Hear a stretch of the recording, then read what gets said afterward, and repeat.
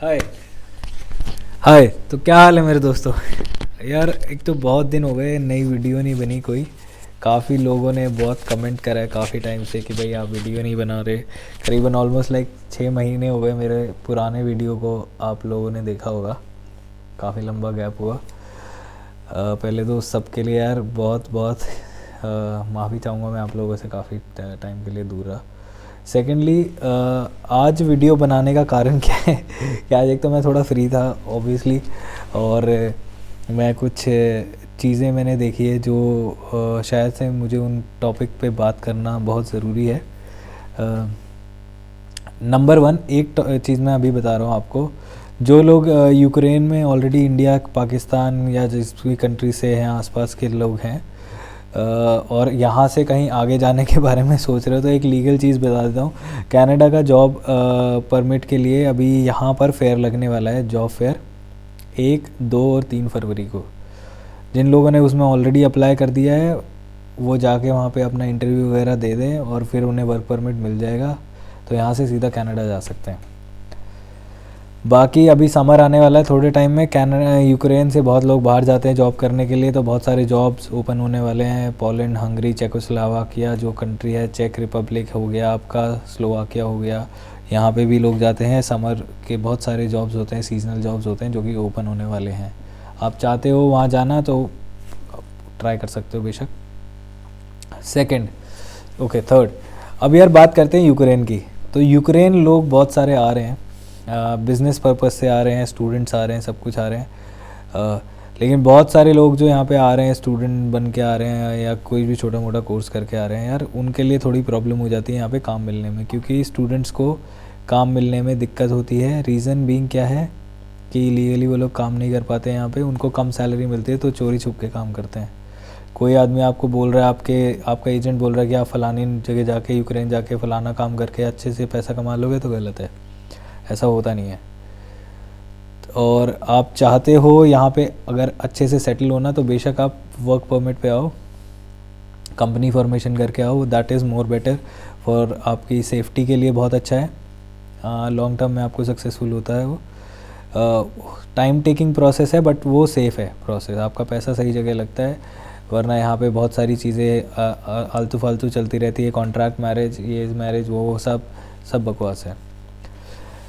Fourth चीज़ जो है आज मैं आपको बताऊंगा, यूक्रेन इमिग्रेशन बहुत टेढ़ी चीज़ है ना।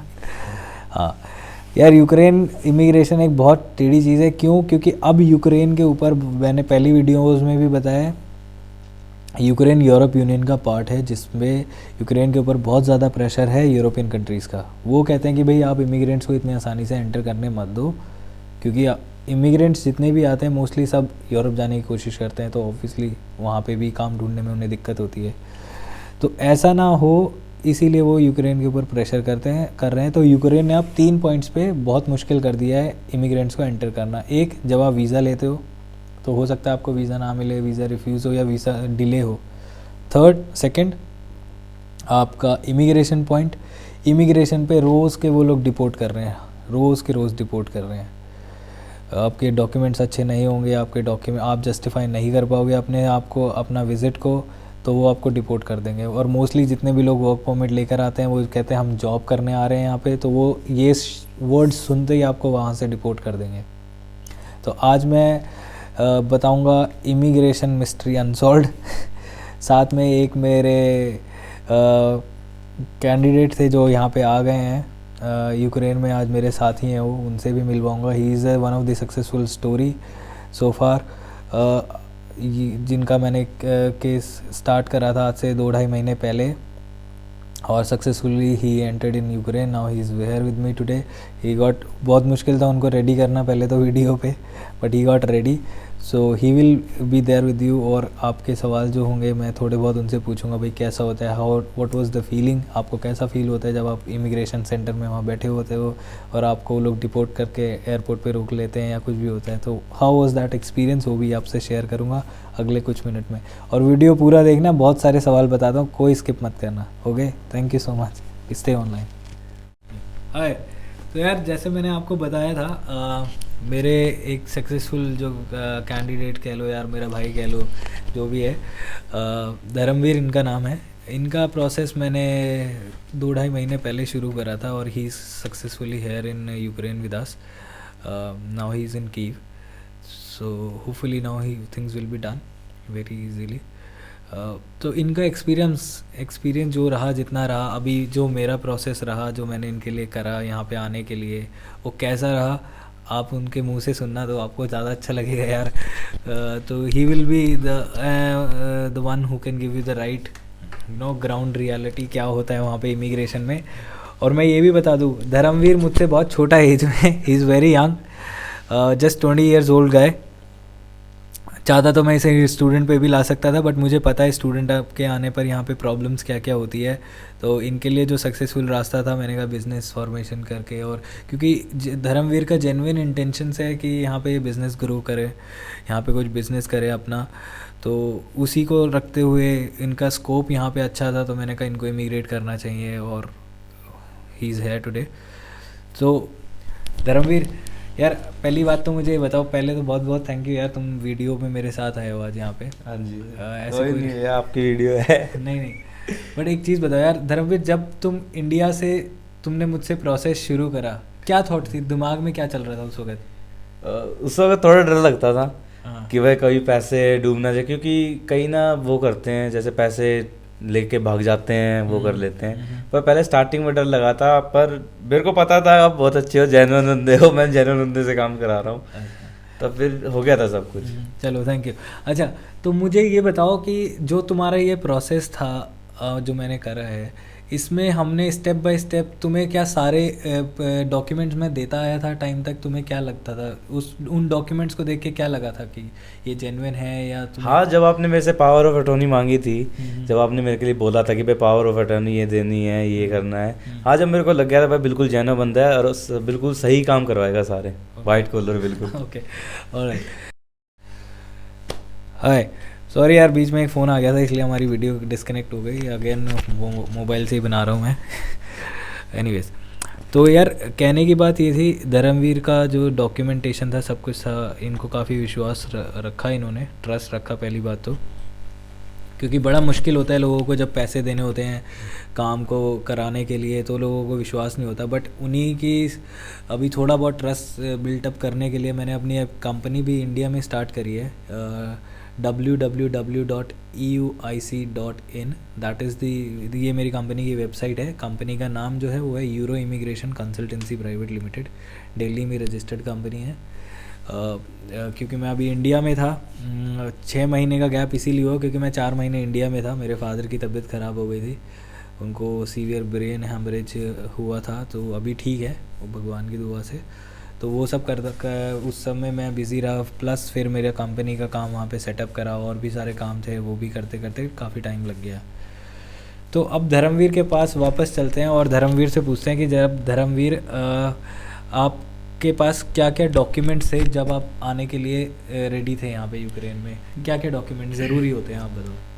कंपनी के document, work permit, tax ID, और ये सारे डॉक्यूमेंट ज़रूरी होते हैं। ठीक है, इंडिया में भी कुछ डॉक्यूमेंट लगाए थे आपने अपनी फाइल के साथ में? हाँ जी, मैंने इंडिया में लगाए थे। इंडिया मैंने अपने वर्क परमिट की जो पेमेंट थी वो लगाई थी, और जो सारे डॉक्यूमेंट थे कंपनी के वर्क परमिट के, वो सारे लगाए थे। एक सेकंड में यहाँ पे लूँगा, इन्होंने कहा वर्क परमिट की पेमेंट की रिसिप्ट, यार ये बहुत इंपॉर्टेंट है क्योंकि मैं यहाँ पे भी अपनी जेरोक्स कॉपी लेके आया था वर्क परमिट की, पेमेंट की रिसिप्ट की। हाँ, उन्होंने वो भी चेक करी थी क्योंकि वो कह रहे थे दिस इज मेन डॉक्यूमेंट। हाँ, क्योंकि यार जो यहाँ पे जो फेक काम करते हैं बहुत सारे लोग हैं, वो क्या करते हैं, वर्क परमिट की पेमेंट नहीं करते हैं, बट कि जो मैं काम करता हूँ, मैं ऑब्वियसली यार क्योंकि ये जेन्युइन काम है, सब कुछ है, मैं लोगों की वाकई हेल्प करना चाहता हूँ, तो मैं वर्क परमिट की हम पेमेंट करते हैं जिसकी फ़ीस ही करीबन $550 या $600 होती है, जिस वर्क परमिट के लिए मैं काम करता हूँ। मैं 3 साल का काम कराता हूँ लोगों का कि बार बार रिन्यूअल के चक्कर से बच जाएँ लोग, क्योंकि आपका एजेंट होगा इंडिया में बैठा हो, 1 साल का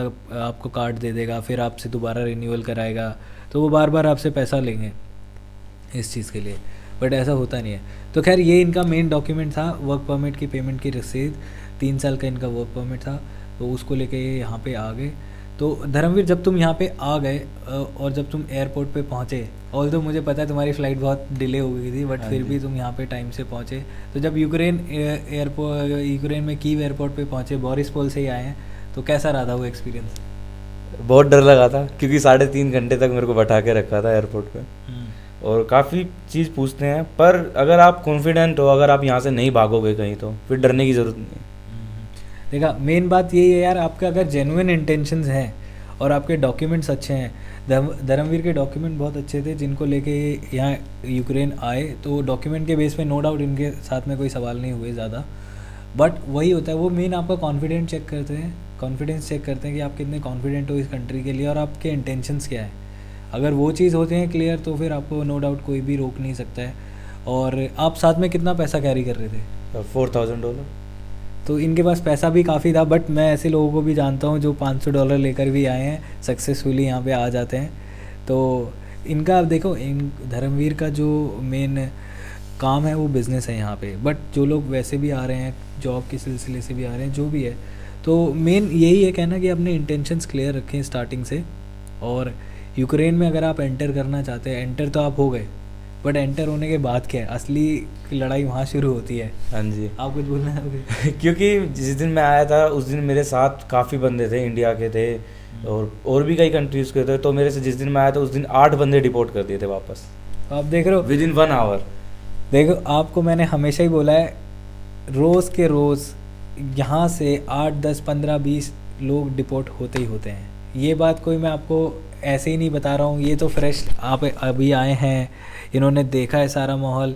फर्स्ट टाइम जब मैं भी आया था, मैं एक अलग वीडियो बनाऊंगा कैसा मेरा एक्सपीरियंस रहा था, मुझे भी वहाँ पे वेट करने के लिए बोला था, और वो एक अलग स्टोरी है, मैं भी किसी नेक्स्ट वीडियो में कवर करूँगा। बट आज की वीडियो में बेसिकली यही बताना है कि भाई काम करने आ रहे हो यहाँ पे तो आओ। No doubt Ukraine is very good country, beautiful country, यहाँ के लोग बहुत अच्छे हैं, रहने के लायक अच्छी जगह है, कॉस्ट ऑफ लिविंग कम है यहाँ पर, बिज़नेस जो लोग करने आना चाहते हैं उनके लिए बहुत अच्छी जगह है, ग्रोइंग इकोनॉमी है, lot of things you can do.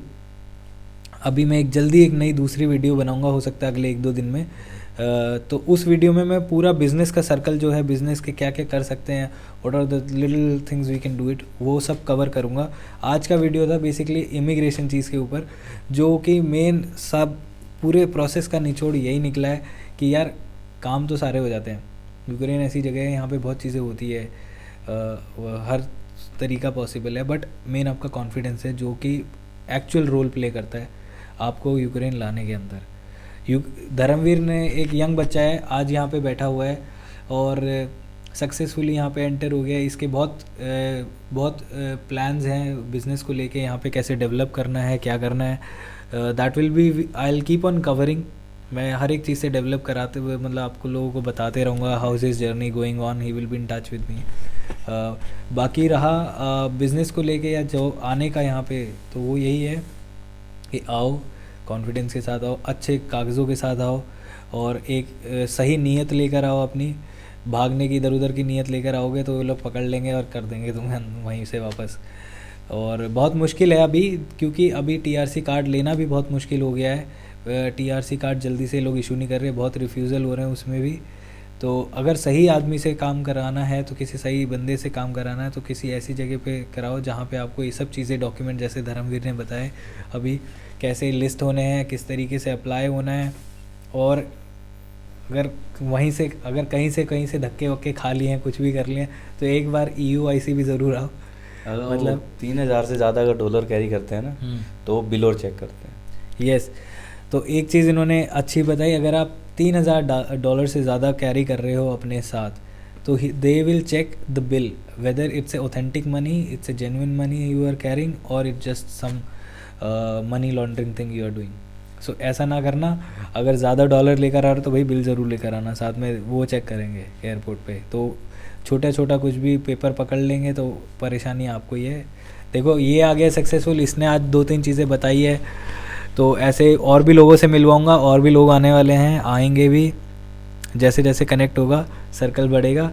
Stay tuned, keep in touch. ख्याल रखो दोस्तों, यूक्रेन में इस बारी बर्फ़बारी बहुत कम हुई है, ठंड इतनी है नहीं, अभी बाहर की तरफ दिखाऊंगा तो बहुत अच्छी धूप निकली हुई है।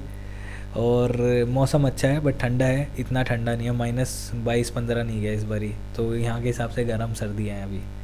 ओके, तो अपने ख्याल रखो और नेक्स्ट टाइम मिलेंगे जल्दी इस बारी। Okay, thank you so much मेरे दोस्तों, bye bye, bye take bye. Care, bye.